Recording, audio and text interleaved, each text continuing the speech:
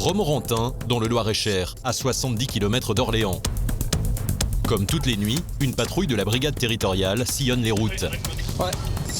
Oui, c'est pour un départ en service 22h, 3h du matin. Il est 23h. Pour 12 terminé. Christophe, le chef de bord, est appelé pour une intervention pour le moins inhabituelle. Il y aurait une patiente qui serait sur le toit de l'hôpital et qui menacerait de sauter. Donc on était juste à côté. L'intervention va être rapide. Maintenant, le plus dur, ça va être de gérer la patiente. La femme, qui souffre de troubles bipolaires, est venue consulter aux urgences à la demande de son mari pour une crise de démence.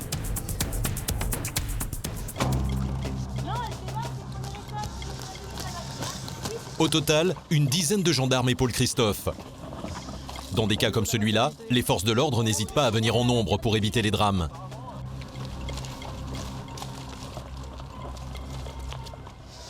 Apparemment, on nous a appelé, il y a une dame qui est prête à sauter du toit. C'est par ici, c'est par ici. La femme se serait enfuie par cette fenêtre. Moins de gyro, moins de 2 tons. L'adjudant-chef réclame l'extinction immédiate des sirènes. Il ne faut prendre aucun risque. La femme menace de sauter du toit.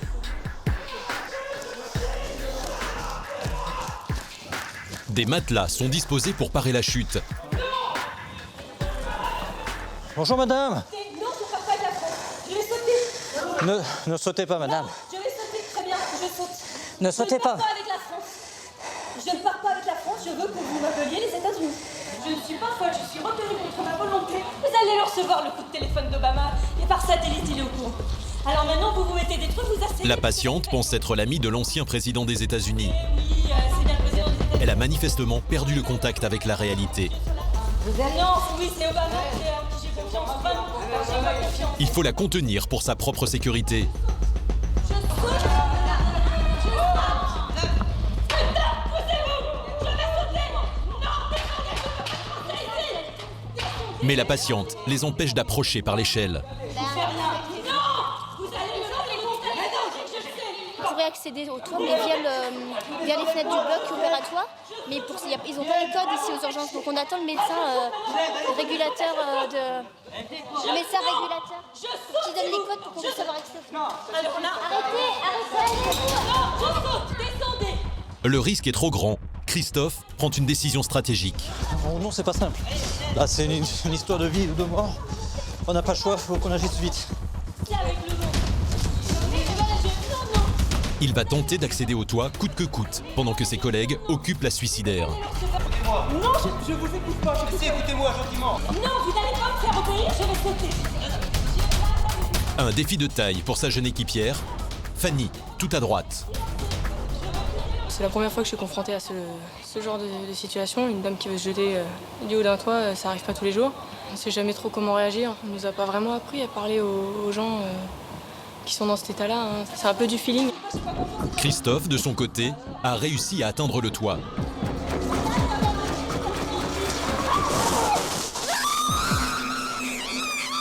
C'est bon. Oh là.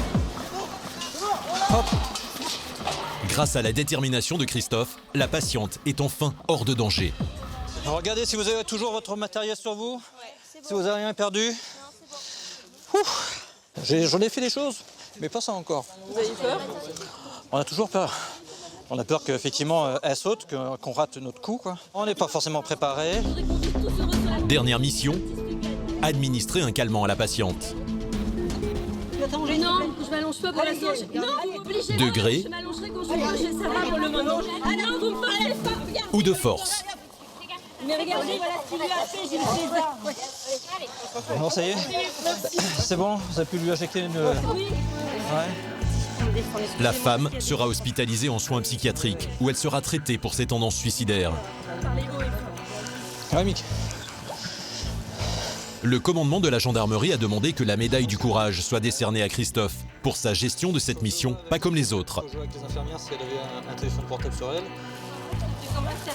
Ce genre d'intervention est une facette peu connue du travail des forces de l'ordre. Pourtant ici, chaque année, les gendarmes font près de 400 sorties pour des personnes en détresse psychologique. Pour Christophe et ses collègues, cela représente près d'une intervention sur 20.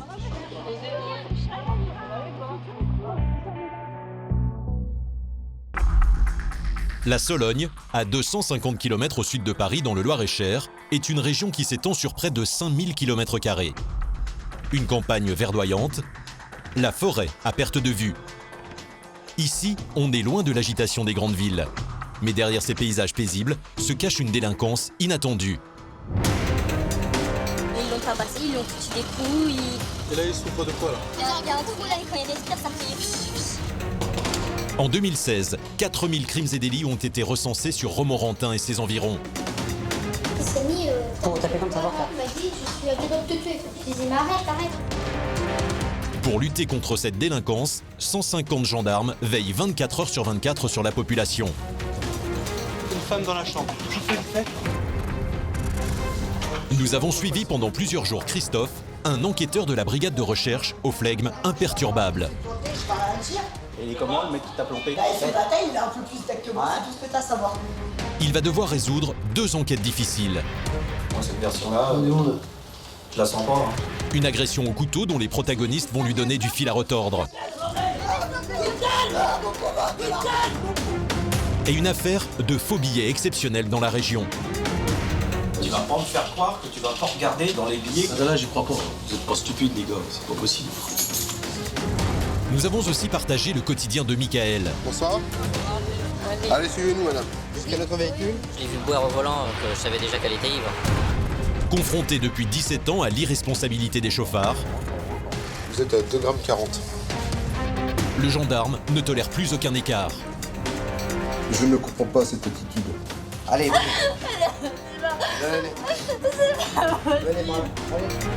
Son collègue, David, a intégré la gendarmerie récemment.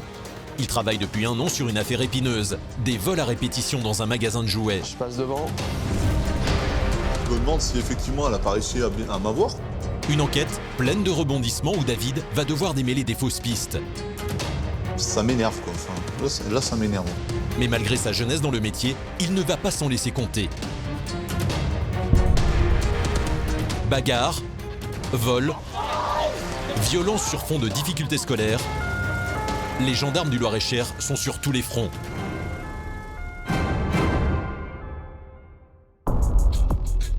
Romorantin, au sud d'Orléans, une ville en plein cœur de la Sologne. Ici, 17 000 habitants vivent entre ville et forêt. Mais la région attire également beaucoup de touristes. Il est 16 h. Allez, c'est parti. À la caserne de la gendarmerie, c'est le branle-bas de combat. Des malfaiteurs ont justement été signalés dans un parc de loisirs du département. Les enquêteurs en civil de la brigade de recherche se mettent en route, appuyés par le PSIG. Le peloton de surveillance et d'intervention est une unité spécialisée dans les opérations musclées. À sa tête, le capitaine Casalis.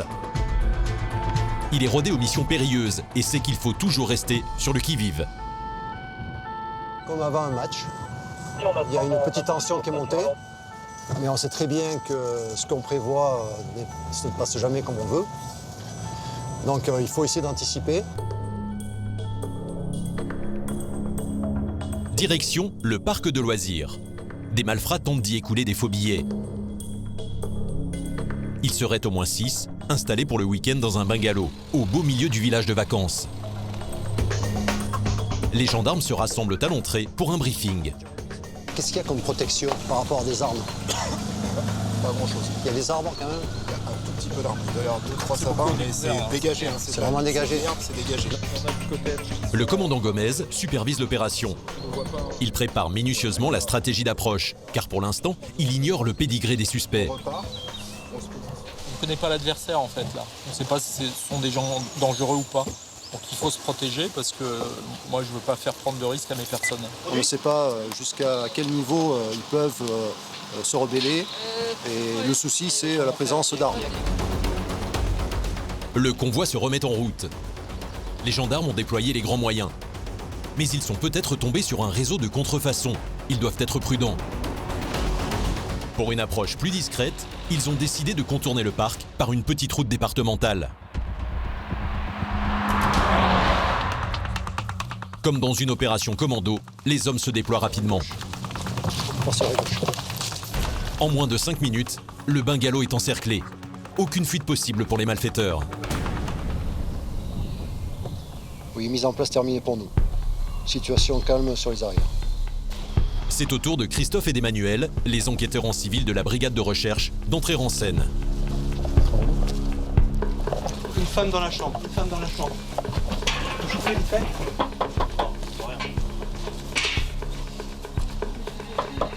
Gendarmerie. Bonjour. Gendarmerie. Gendarmerie. À l'intérieur, ils sont bien 6, 3 hommes et 3 femmes. Mais au soulagement général, ils ne semblent pas armés. Voilà. D'accord. Alors, on vient chez vous pour tous vous interpeller. Je vous mets tous dans l'ambiance. Pour de l'émission de faux billets. D'accord ? Des faux billets, comment ça ? Vous avez mis des faux billets, monsieur, de 20 €. Alors, on ne sait pas qui c'est. Et on est sûr que ça vient d'ici. Les suspects plaident l'ignorance. Rapidement, un homme se désigne comme le seul qui possède de l'argent liquide. Non, mais si vous êtes sûr, il n'y a pas de problème. Moi, je vous dis, depuis ce matin, c'est moi. Ouais. J'ai payé. J'ai de l'argent sur moi, effectivement. Si on me dit que c'est des faux billets, bon, avec ça, Ok. Voilà, mais de toute façon, on mettra tout le monde en garde à vue et on va trier, on va faire le tri. Une perquisition est menée dans toutes les pièces du bungalow. En moins de 10 minutes, les gendarmes mettent la main sur un lot de billets. Une trentaine de coupures de 20 €. Ils paraissent plus vrais que nature. Pourtant, un détail révélateur attire l'attention des enquêteurs. Ils portent tous le même numéro de série. C'est la preuve que les billets sont faux. Voilà, là en fait, ils ont tous le même numéro de série. Ça c'est un vrai. Ça c'est un faux. Ouais. Même si parfois ça peut être grossier, là, il y a quand même du travail, c'est pas une photocopie, quoi. Ils sont relativement pas mal. Un argument dont le suspect ne manque pas de se saisir pour clamer son innocence. Ils sont super, madame. J'ai vendu une moto, le mec qui m'a donné ça, j'ai fait un mandat à la poste. Parce que j'ai récupéré... Une moto qu'il aurait vendue 2 000 €. Les billets lui auraient tous été donnés lors de cette transaction. Vous avez l'identité de la personne, quand même ? Vous avez son numéro de téléphone ? J'ai un numéro de téléphone, oui. On va déjà récupérer ça. Vous avez des documents sur la vente ? Non, c'est un cross en fait. Sans plaque d'immatriculation, la motocross n'aurait pas de papier. Mais le commandant Gomez ne semble pas convaincu par ses explications. D'être payé qu'avec des billets de 20 €, c'est quand même un peu surprenant, quoi. Pour un achat de forte valeur, c'est pas habituel d'être payé en cash, quoi. Alors le suspect raconte-t-il toute la vérité ? Allez. Zou. C'est Christophe, le directeur d'enquête, qui devra démêler le vrai du faux. C'est pas fini, hein. Par habitude, je me méfie. Toujours penser que ça peut être autre chose, qu'il y en a un qui couvre l'autre, et puis savoir d'où viennent les billets. Mais ça risque d'être plus compliqué, quoi. En France, la contrefaçon de monnaie est l'un des trafics les plus sévèrement réprimés. C'est un crime passible de 450 000 € d'amende et de 30 ans de prison. Cette fois, Christophe fait face à un défi de taille. Il a peut-être mis la main sur un réseau de faux billets. Et les auditions vont lui réserver bien des surprises.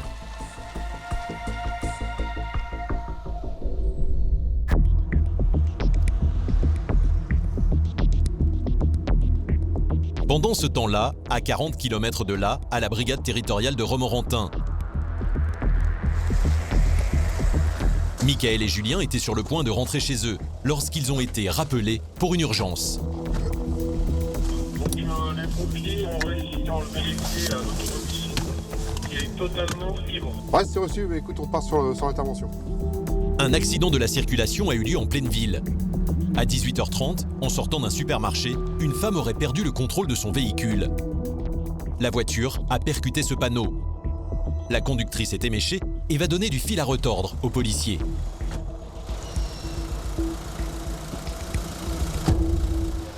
Bonsoir.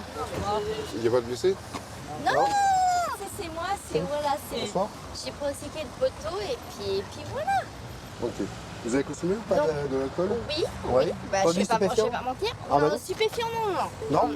On va vérifier le tout. Le 4x4 noir à gauche a été garé en sécurité par les pompiers. Il n'est pas abîmé. Mais visiblement, la conductrice, une mère de famille de 39 ans, n'est pas en possession de tous ses moyens. Vous savez pas, voilà, ouais. On va vérifier le tout. Vous avez vos documents, non? Le permis de conduire? J'ai tout là. C'est où, s'il vous plaît? Oui, j'ai tout. Vous pouvez me les présenter? Vous voulez quoi? Le permis de conduire, la carte grise. Le permis de conduire. Le permis de conduire, la carte grise. C'est votre carte bancaire, ça, madame? Non, ouais, oui, le permis de conduire est de l'autre côté. Ah! On va y arriver, hein. Non. Voilà. Donc là, on a donc une personne qui est manifestement ivre, qui a pris le volant de façon inconsidérée. Donc Oui, on va vérifier l'état du permis de conduire. C'est la carte d'identité, je la veux bien aussi, mais c'est surtout le permis de conduire que j'aimerais, madame, s'il vous plaît. La conductrice ne parviendra pas à trouver son document avant de longues minutes. En attendant, il faut interroger les témoins de la scène. Et les gendarmes ne sont pas au bout de leur surprise. Qu'est-ce qui s'est passé au final avec cette dame? Je l'ai vu boire au volant, donc je savais déjà qu'elle était ivre. Et donc, elle roulait très très lentement, elle s'est presque arrêtée, elle est repartie, et après elle est rentrée dans les poteaux. Et au moment où elle a fait une marche arrière, je me suis interposé, je me suis mis devant le véhicule. Ouais.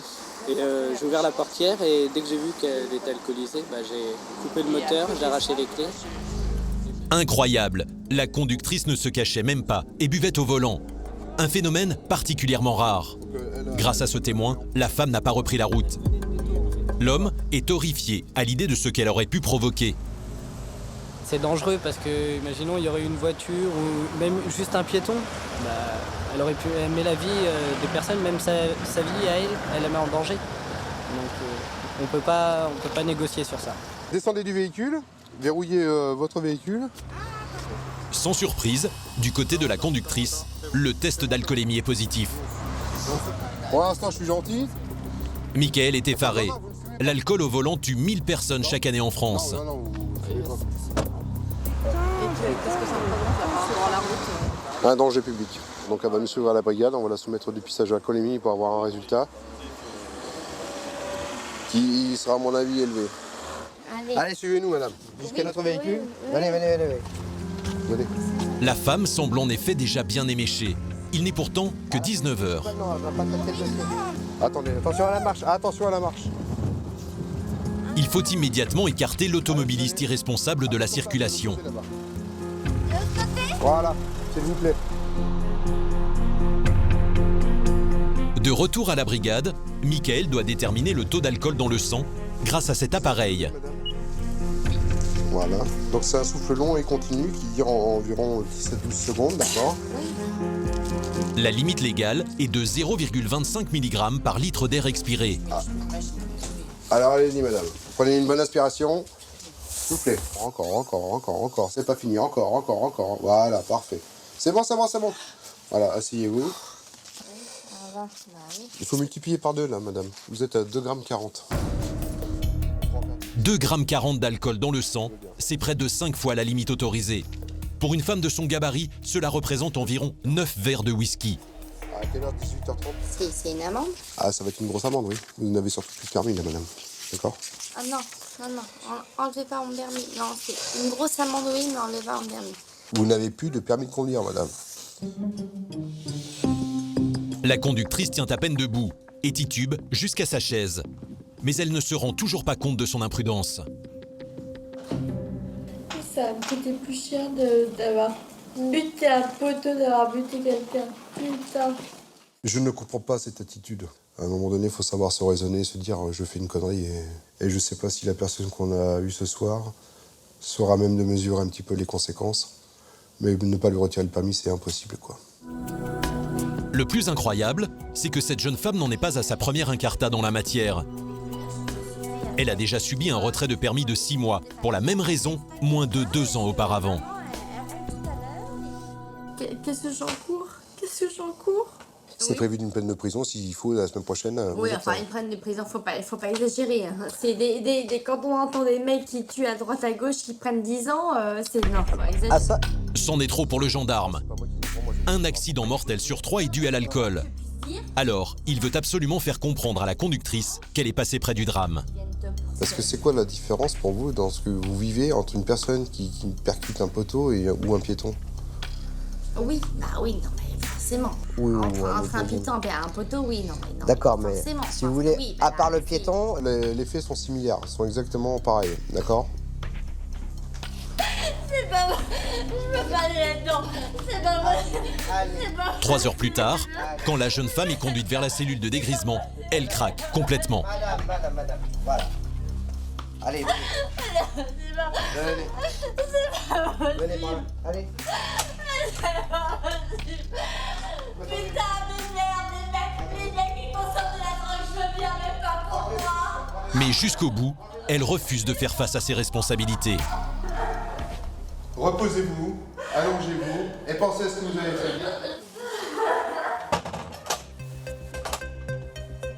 Elle sera jugée en comparution immédiate, dès le lendemain.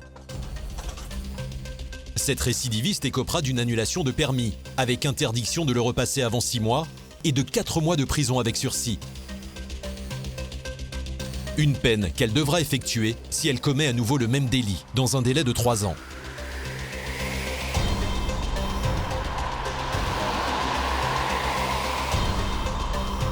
Retour à la caserne de la compagnie, au nord de la ville.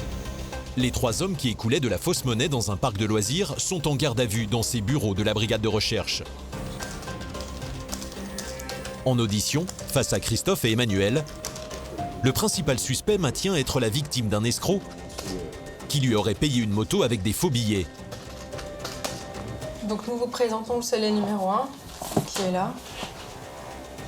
Mais très vite, il donne une information étonnante. Il aurait confié un peu de cet argent à son ex-petite amie. Elle m'a appelé, elle m'a dit ouais, il y a un billet, on lui a dit c'était un faux. Ça n'a pas attiré votre attention? Non, non du tout. Vraiment non, c'est vous en fait qui m'apprenez le truc. Parce que moi... Une déclaration qui interpelle le directeur d'enquête. Christophe en est certain. Le suspect vient de commettre son premier faux pas. Le chèque. Ta copine à un moment elle te dit il y a un faux billet. Ouais, mais tu vas pas me faire croire que tu vas pas regarder dans les billets que le mec il t'a c'est exactement ce que je vous explique. C'est vous qui m'apprenez. Moi cette version là, je la sens pas. Hein. Ça là j'y crois pas. Vous êtes pas stupides les gars, c'est pas possible. C'est pas possible. Bon écoute. Christophe sait que l'homme n'a pas fabriqué les faux billets. Mais il est persuadé que le suspect les a utilisés en connaissance de cause. Pourtant, aux alentours de minuit, l'audition se termine sans aveu. Mais l'enquêteur sait que rien ne vaut une bonne nuit en cellule pour délier les langues. Le lendemain matin, les suspects sont à nouveau interrogés séparément. Les hommes sont à Romorantin. Les femmes, elles, sont à La Motte-Beuvron, à 40 km de là. D'accord. À l'heure de la pause, Christophe prend des nouvelles de ses collègues. Mais voilà. À l'autre bout du fil, l'officier de police judiciaire qui interroge les femmes. Ah ouais, donc ils étaient tous au courant. Bah voilà, on y vient. Ouais voilà. Bah écoute, tu m'envoies ça? Allez, à plus. Roulement de tambour. Les filles, elles avaient vaguement entendu parler qu'il y avait des faux billets, un problème de texture et tout ça. Non mais vaguement ça suffira pas par contre. Non mais ils en ont parlé, Voilà. Coup de théâtre. Toute la bande savait que les achats étaient réglés avec de la fausse monnaie.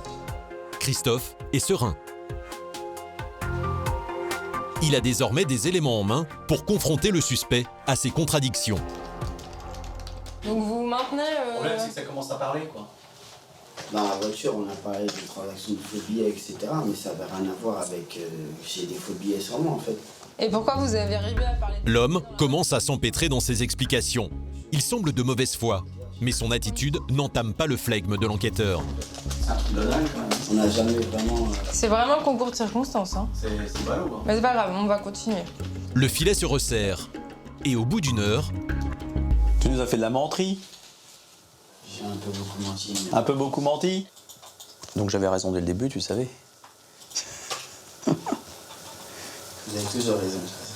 Le suspect finit par admettre à demi-mot qu'il écoulait des faux billets en toute connaissance de cause. Après des heures d'interrogatoire, ses aveux prennent l'allure d'une victoire pour Christophe. Ça y est? Eh ben voilà. On a ce qu'on veut. L'homme est présenté immédiatement au procureur. Il écopera de 6 mois de prison avec sursis et d'une interdiction de revenir dans le département pendant 2 ans. Grâce à des opérations comme celle-ci, en 2015, près de 350 000 billets ont été retirés de la circulation en France. Cela représente environ 14 millions d'euros de préjudice.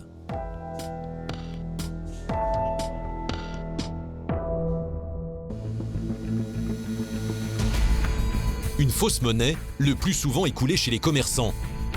Un manque à gagner inacceptable pour les grandes comme les petites enseignes. Mais à Romorantin, dans les zones commerciales, le fléau est ailleurs. Vol à l'étalage, filouterie, cambriolage, les malversations subies sont nombreuses. Alors les gendarmes y patrouillent régulièrement. Aujourd'hui, David a été appelé par le patron de ce magasin de jouets. Bonjour, c'est Landreau. Bonjour. Vous allez bien? Ça va et vous? Pour une affaire de vol. Donc, en fait, j'ai des soupçons sur une de mes vendeuses qui me volerait de l'argent en caisse. D'accord. Donc, je voulais vous montrer les vidéos pour que vous me disiez ce que vous en pensiez. Donc là, on voit bien la cliente donc, qui passe en caisse donc, avec le jouet en question. Elle sort de son sac donc 2 billets de 50. On la voit bien réglée. Et là, vous voyez, elle a annulé le ticket, elle a mis le petit papier à la poubelle.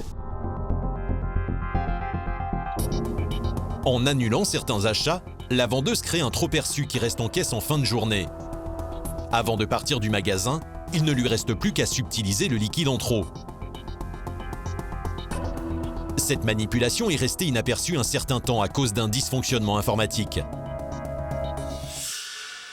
Elle a volé que ça? En fait, elle fait ça régulièrement. Elle a toujours la même façon de faire. Rien que déjà sur 30 jours, on était à plus de 450 €. D'accord. Pour l'instant, le patron comme l'enquêteur ignorent encore l'ampleur du vol. Pourtant, David est déjà impressionné. Il n'a jamais vu une combine comme celle-ci. Là, c'est quand même bien rodé, quoi. Enfin, elle a quand même un sacré mode opératoire. C'est limite, c'est du professionnel, quoi. Enfin, on voit qu'elle a l'habitude de le faire. C'est une très forte trahison. Je suis super en colère par rapport à elle parce que c'est une personne en qui j'ai confiance. J'aimerais bien comprendre. Et après, par rapport à ce qu'elle a fait, je peux pas laisser ça comme ça. Si le chef d'entreprise est aussi contrarié, c'est que cette affaire fait écho à un autre vol commis l'an dernier. Et la vendeuse pourrait bien déjà en être l'auteur. Une pochette contenant 1 500 € avait été subtilisée dans un tiroir de son bureau. Seul un employé pouvait y avoir accès. À l'époque, c'est son apprenti, un adolescent de 15 ans, ici, en bleu, qui avait été soupçonné. On va dire qu'il y avait quand même un maximum de preuves qui pouvaient accuser mon apprenti à l'époque. Et en fait, la plus grosse preuve qu'il pouvait y avoir, c'est qu'on avait retrouvé le sac où il y avait l'argent dedans, dans le casier de mon apprenti. La pochette y avait été retrouvée vide 3 jours après le vol. Pourtant, la veille, le patron avait fouillé le casier sans rien y trouver. À la lumière des nouveaux événements, le chef d'entreprise se souvient d'un autre détail troublant. Avec un peu plus de recul, c'est elle qui a retrouvé la pochette. Donc là, avec ce que je viens de voir là, ça remet en question pas mal de choses. Pour le patron, aujourd'hui l'affaire prend une autre dimension. Il se demande si sa vendeuse n'aurait pas aussi commis le vol de cette pochette contenant 1 500 €. Le fait de faire accuser un jeune ado, ça peut avoir des conséquences complètement terribles. En effet, le jeune garçon est toujours à ce jour le principal suspect. Il est en attente des suites judiciaires. Bon, écoutez, au revoir. Au revoir, bonne journée à vous. Alors les gendarmes avaient-ils été mis sur une fausse piste l'année dernière? C'est ce que David va tenter de découvrir. De retour à la brigade, première étape dans l'enquête, étudier les relevés bancaires de la jeune femme. Très vite, David détecte des éléments troublants. Des versements suspects apparaissent sur le compte, peu de temps après le vol des 1 500 €. Il partage sa découverte avec son collègue Fabien, un officier de police judiciaire. Donc je me suis rendu compte qu'il y avait énormément de rentrées d'argent en liquide. 2016, 3 875 €. Donc tu vois, si elle est intelligente, elle fait ça en plusieurs fois. Moi, ça me paraît étonnant d'avoir autant de rentrées. C'est régulier, 80, 50, 200, 600. On verra ce qu'elle peut nous dire là-dessus, mais bon, il va falloir qu'elle ait une bonne raison, quoi. Ces nouveaux indices remettent en cause les certitudes du gendarme au sujet du vol des 1 500 €. Du coup, je me demande si effectivement elle n'a pas réussi à m'avoir.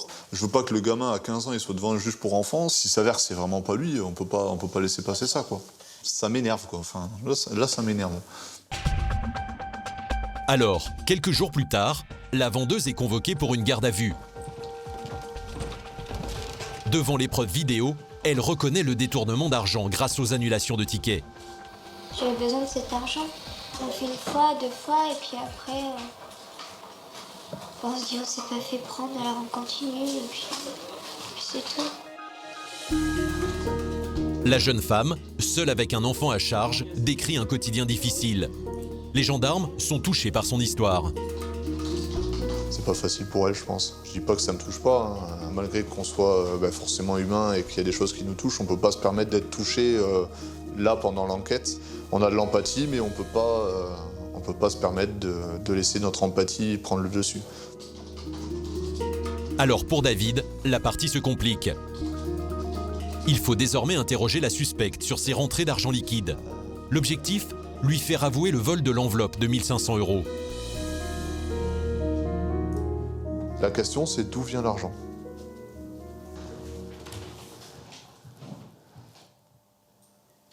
Mais la jeune femme oppose un silence gêné aux questions de l'enquêteur. Là, il faut vraiment le justifier parce que ça vous aide pas, ça. Hein. Donc si vous nous dites pas d'où ça vient, ça va vous porter préjudice. Là. C'est quoi alors? Après, si c'est de l'argent, si ça vient d'une autre bêtise, il faut le dire aussi, quoi. Enfin, C'est pas une bêtise. C'est quoi? Des fois, il y a des situations qui font que quand on sait plus trop comment faire, et puis on trouve la facilité c'est d'aller voir des hommes, mais on se dit que ça se sera jamais. Le gendarme est stupéfait. Vous êtes prostituée? Vous avez couché pour de l'argent? D'accord. Malgré sa gêne, David ne doit pas s'arrêter là. Un faisceau d'éléments troublants continue de l'intriguer. Il y a quelque chose qui me chagrine quand même. La différence entre 2015 et 2016, elle est pratiquement de 1 500 €.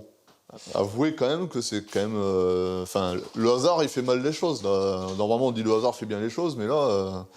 Et en plus de ça, qui c'est qui retrouve l'enveloppe? C'est vous. Je sais ça, mais tout me met dans une mauvaise position, et réellement, j'ai pas pris cet argent-là. Mais...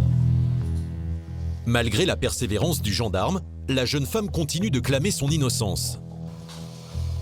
Quitte à voler de l'argent, je me vois plus voler par exemple 50 € par-ci, 20 € par-là, 30 € par-là, que de voler direct comme ça à la caisse, alors que ça va se voir tout de suite dès le lendemain. Ça, c'était un peu pas vu, pas pris, le fait d'annuler le ticket. Faute de preuves, aucune charge ne sera retenue contre la vendeuse pour la disparition de l'enveloppe de 1 500 €. Les poursuites contre le jeune apprenti, elles, seront abandonnées. Pour les vols liés aux annulations de tickets, en revanche, la jeune femme sera présentée devant la justice. En tout, elle aura dérobé près de 3 300 €. Pour cela, elle risque jusqu'à 3 ans d'emprisonnement et 45 000 € d'amende.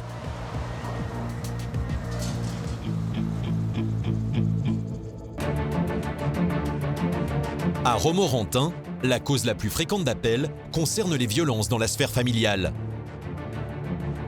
Sur l'ensemble du territoire couvert par la compagnie, en moyenne, chaque année, cela représente plus de 300 interventions.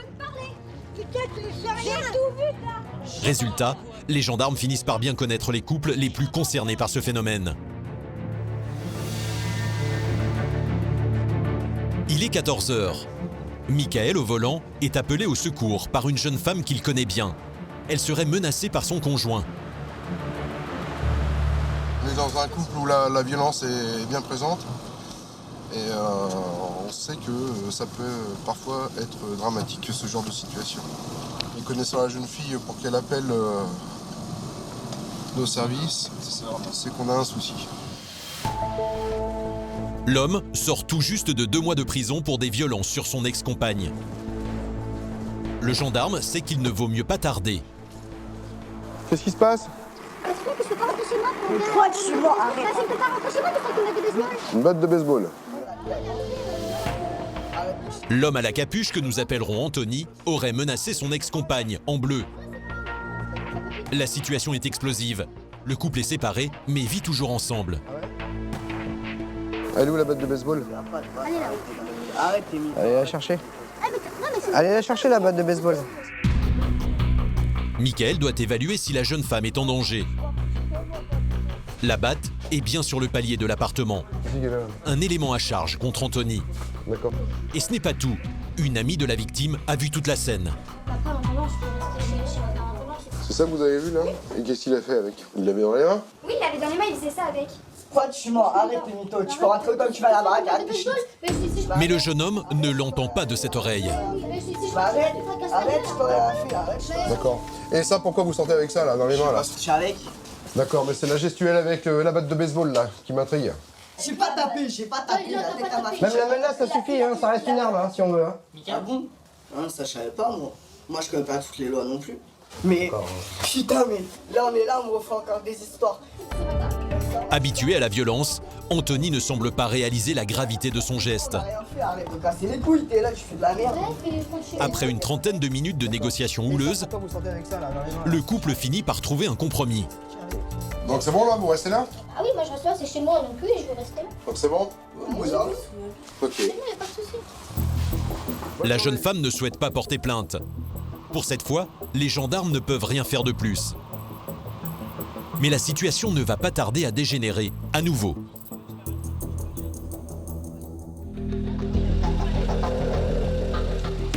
Quelques jours plus tard, une nouvelle bagarre éclate au même endroit. Bilan, un blessé dans un état grave. À l'arrivée des gendarmes, il est déjà entre les mains des médecins dans cette ambulance. Il s'agit d'Anthony, l'homme à la batte de baseball. Cette fois-ci, l'homme est victime. Et il ne s'agit pas de violence conjugale. Pour le directeur d'enquête Kevin, une course contre la montre commence. L'urgence, c'est avoir le maximum de renseignements pour essayer de savoir ce qui s'est réellement passé.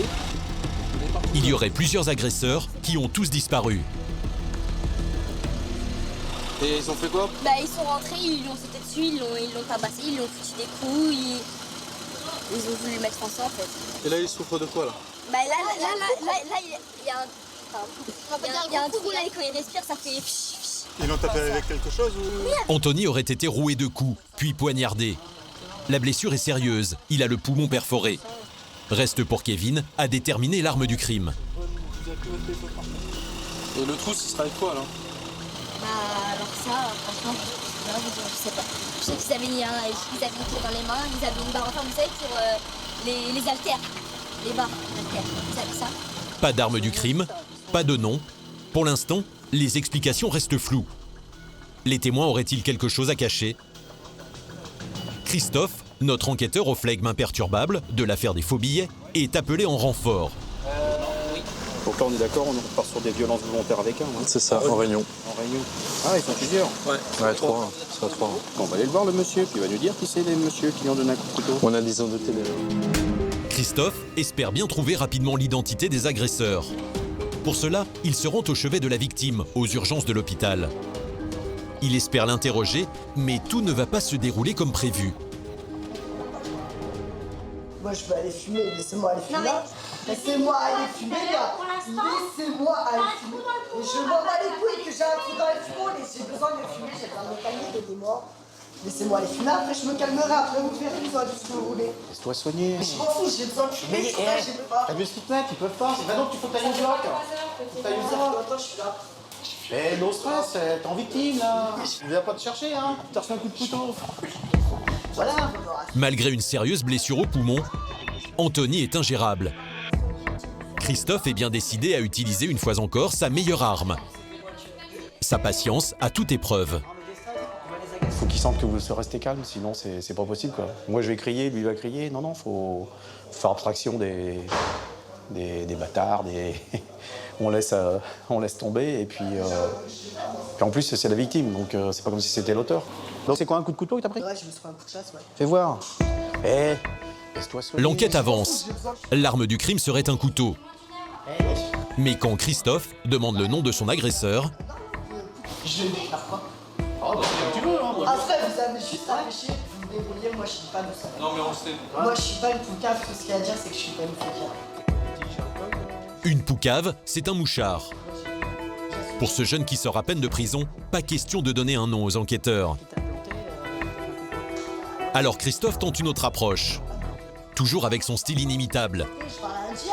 Et comment le mec qui t'a planté? Bah, il fait bataille, il a un peu plus d'acte que moi, c'est tout ce que t'as à savoir. Oh, tu pourrais m'aider, attends. Il y a pas de... Je suis pas une poucave. Un tatouage? Il y a pas de tatouage, Oh, il y a rien. y a rien? Il y a rien du tout, je déclarais. Ah, t'es pas cool, hein. Ah, excusez-moi, mais vous êtes là pour faire votre travail. Hein. Par contre, faudra qu'on t'entende quand même. Ouais, il n'y a pas de galère, mais moi, tout ce que j'ai à dire, c'est que j'ai rien à Bon, dire. pour l'instant, t'es avec les tes toubiles. Bah, bref. Je vais vous remettre un peu Voilà. d'oxygène parce que vous devez saturer. Ah, tu vois, bah, bref.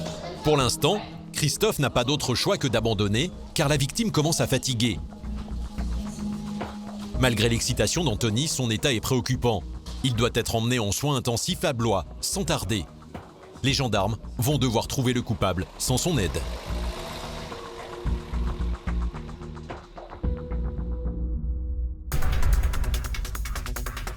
Le lendemain, une équipe de la gendarmerie vient d'être appelée en urgence. Il y a déjà plusieurs voitures en route, mais ce n'est pas suffisant. Un homme aurait avalé une vingtaine de cachets d'anxiolytiques pour mettre fin à ses jours. Il est en danger, mais il pose problème. Voyons par A, quelqu'un qui a un roulement pour un individu qui est agressif suite à une tentative de suicide. Il refuse de se faire approcher par les pompiers et montre les points. L'homme serait prêt à tout pour repousser les secours. Il faut intervenir en force. Mais à l'arrivée des gendarmes, il est déjà loin. J'ai un collègue qui suit. Bon, il peut partir en courant ou il marche? Il marchait très vite. Il n'y a pas un instant à perdre. Les gendarmes se lancent à la poursuite du suicidaire. Ils le repèrent sur les rails du chemin de fer. Un train pourrait passer à tout moment. Ils doivent le mettre en sécurité.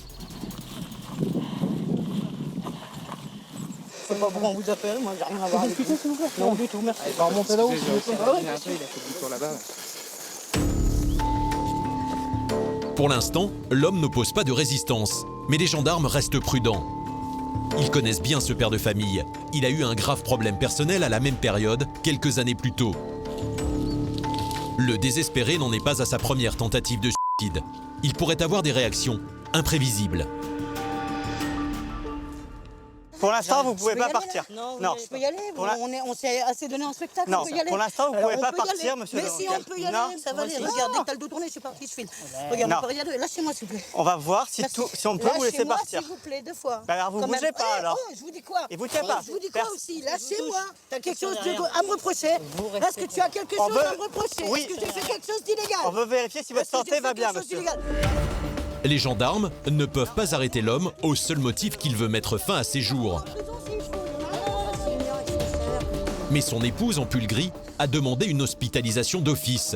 Elle en a le pouvoir. Les forces de l'ordre doivent maintenant s'assurer que l'homme parte bien avec les pompiers. Vu sa fébrilité, l'opération n'est pas sans risque. Il faut être vigilant sur toute intervention. Là, quelqu'un d'excité, à tout moment, il peut commencer à nous mettre un coup de poing. Ça peut tous nous arriver. Et donc, il faut toujours se méfier, tout simplement. Fabien espère éviter le recours à la force grâce au dialogue. Nous, on veut savoir si vous avez pris des médicaments. Moi, je veux juste savoir ça. Il n'y a pas de temps pour moi. J'ai dit oui déjà. Voilà, j'ai pris des médicaments. Mais justement, si vous avez pris des médicaments, monsieur, il faut aller à l'hôpital. L'homme refuse toujours d'être emmené. Quand soudain, il se déchaîne.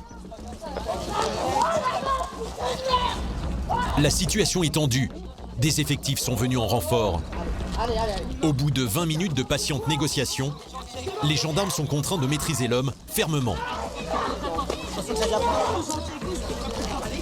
Lâche-moi!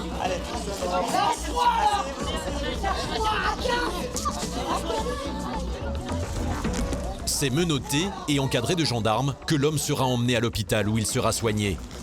Laisse-moi monter tout seul. Je monte en étant tranquille, lâche-moi, je monte tranquillement. Les déchaînements d'agressivité comme celui-ci font aussi partie du quotidien des gendarmes.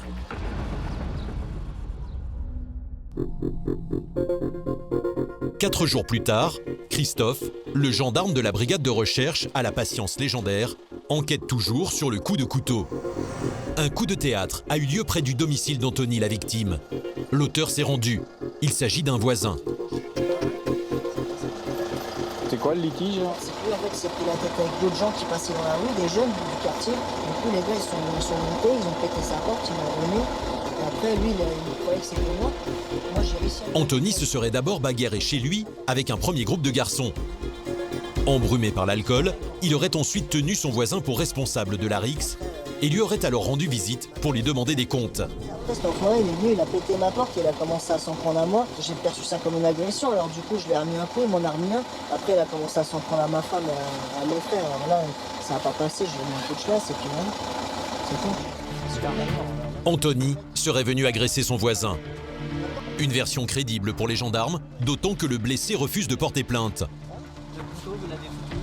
L'auteur du coup de couteau sera libéré le lendemain. Il devra s'expliquer face au procureur. Mais les gendarmes ne vont pas tarder à entendre parler à nouveau d'Anthony.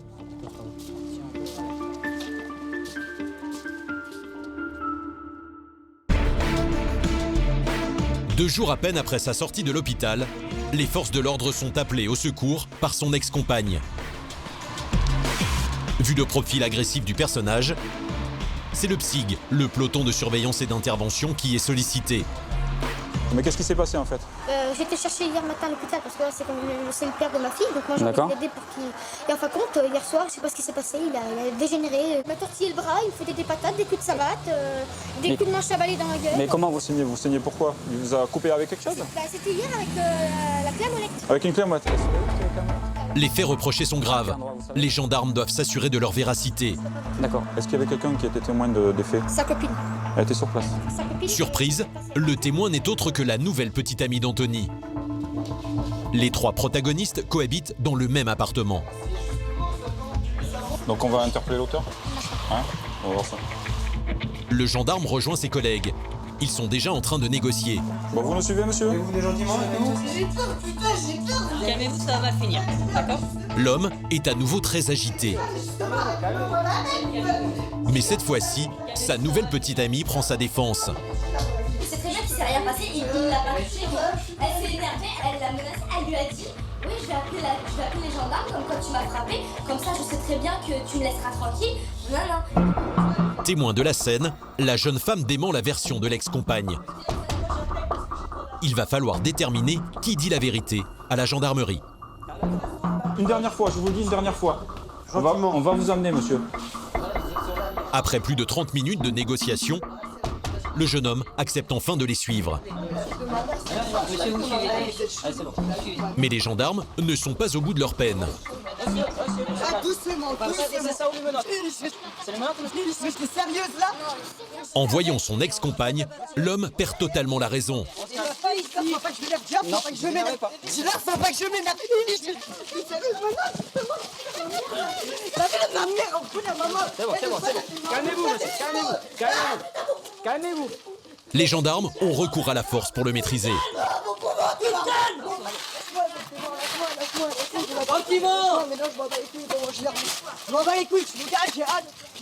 Ils doivent le traîner pour l'écarter des jeunes femmes et les mettre hors de danger. Doucement. Il reste à déterminer si Anthony a bien frappé son ex-petite amie avec une clé à molette. Pour le moment, sa culpabilité n'est pas encore démontrée. Direction la brigade de Romorantin.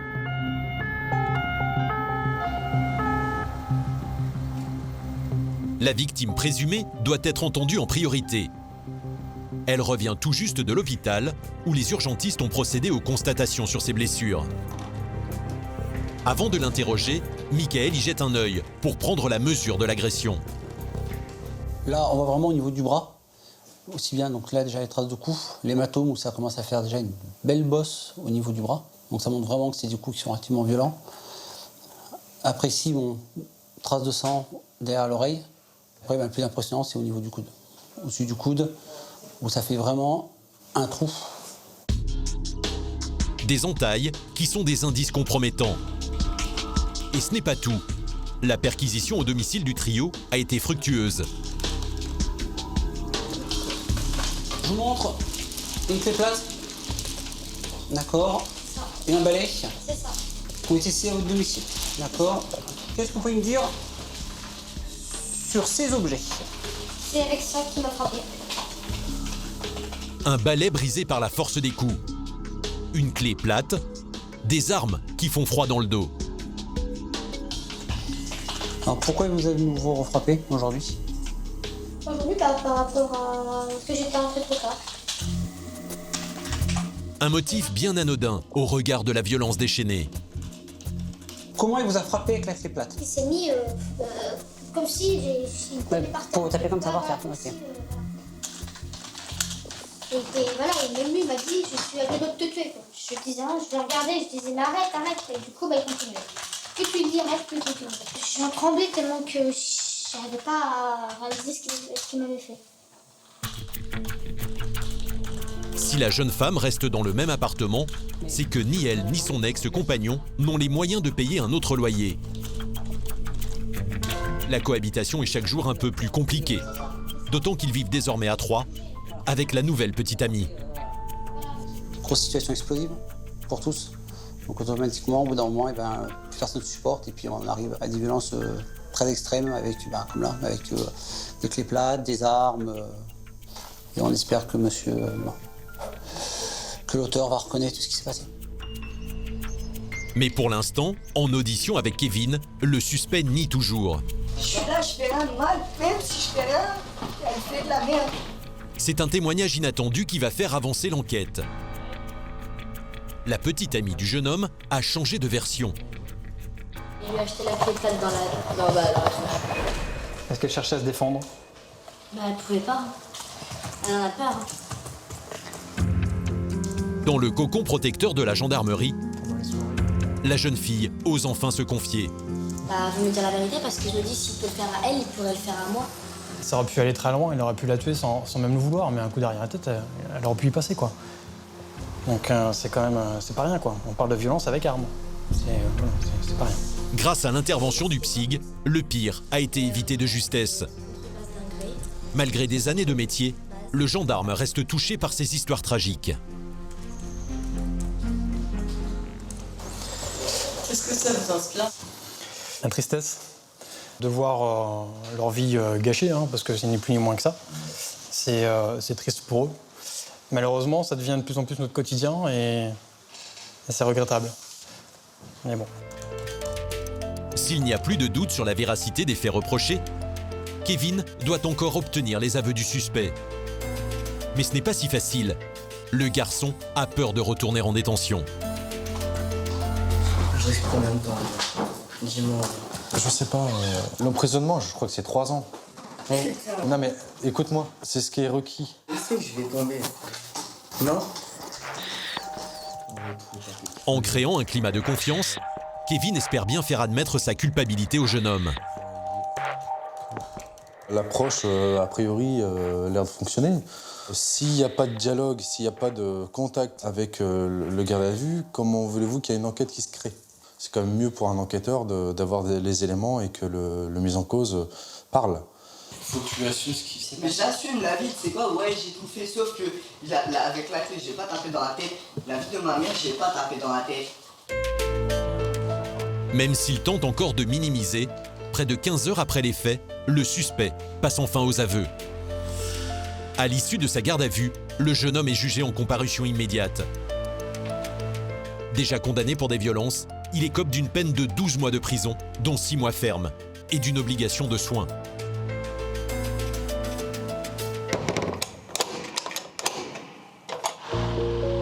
Grâce à la proximité des gendarmes avec les habitants, l'an dernier, les chiffres sur les violences aux personnes se sont stabilisés. Mais Kevin et ses collègues ne sont pas au bout de leur peine. Dans le même temps, les vols avec violence et les escroqueries ont augmenté. Dans cette région du Loir-et-Cher, la guerre contre la petite et moyenne délinquance est loin d'être terminée.